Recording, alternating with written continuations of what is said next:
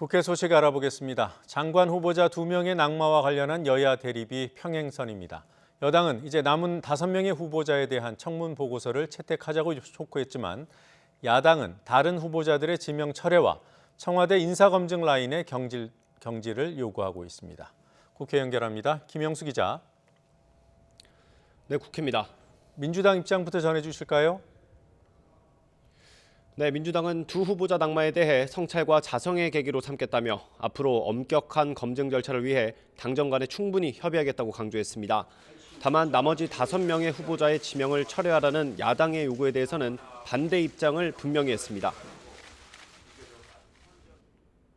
야당은 특히 자유한국당은 부적격이라고 판단되는 후보들에 대해서는 그 의견을 분명히 인사청문 보고서에 반영시킬 수 있기 때문에 인사청문 보고서 자체를 거부해서는 안 됩니다. 특히 야당의 공격이 청와대 인사검증 라인인 조국 민정수석으로 번지는 것에 대해 확실하게 선을 그었습니다.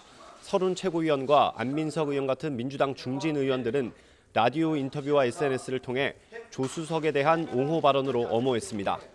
반면 야당은 공세의 고삐를 늦추지 않았습니다. 남은 후보자 5명 가운데 박영선, 김현철 후보자를 콕 집어서 절대 불가하다고 날을 세웠습니다. 또 청와대 인사검증에 책임이 있는 조국, 조현옥 두 수석에게도 책임을 물어야 한다고 주장했습니다. 조국 수석은 지금의 태도에 비추어 보아서 무능한 것인지 무지한 것인지 묻고 싶습니다. 본연의 업무보다는 유튜브 출연, 페이스북 등 온갖 딴짓에만 전념하고 있습니다. 대통령은 문재인 정부의 성공을 가로막고 있는 장애물인 이 두 분을 하루속히 물러나게 해야 합니다. 대통령은 신속하고 현명한 선택을 재차 촉구합니다. 자, 한국당 황교안 대표의 축구장 유세 논란에 대한 여야 입장도 알아볼까요? 토요일에 있었던 일이죠.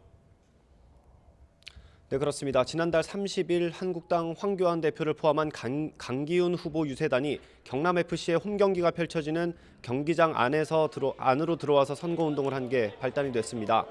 한국당은 논란이 일자 프로축구연맹의 규정은 미처 몰랐다면서 유감을 표했고 선거법 위반 여부는 선관위의 해석을 받았다고 해명했습니다. 하지만 민주당은 황 대표가 몰상식한 행동으로 민폐를 끼쳤다면서 경남도민에 사죄하고 자숙하라고 몰아붙였습니다. 이영석 최고위원은 선거법 위반 여부를 살펴야 한다고 주장하기도 했습니다.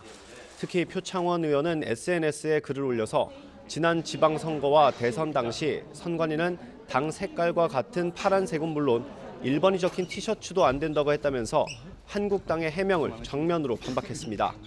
이와 관련해 경남 선관위 관계자는 YTN과의 통화에서 당연히 경기장 밖에서 선거운동을 한다는 취지인 줄 알고 가능하다고 답변했다고 밝혔습니다. 이어 경남에서는 축구장 밖에서만 선거운동을 했기 때문에 경기장 안에서 유세한다는 생각을 못해 의사소통에 오해가 생긴 것도 있다고 설명했습니다.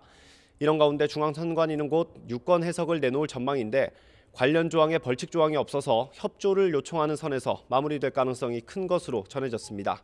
지금까지 국회에서 전해드렸습니다.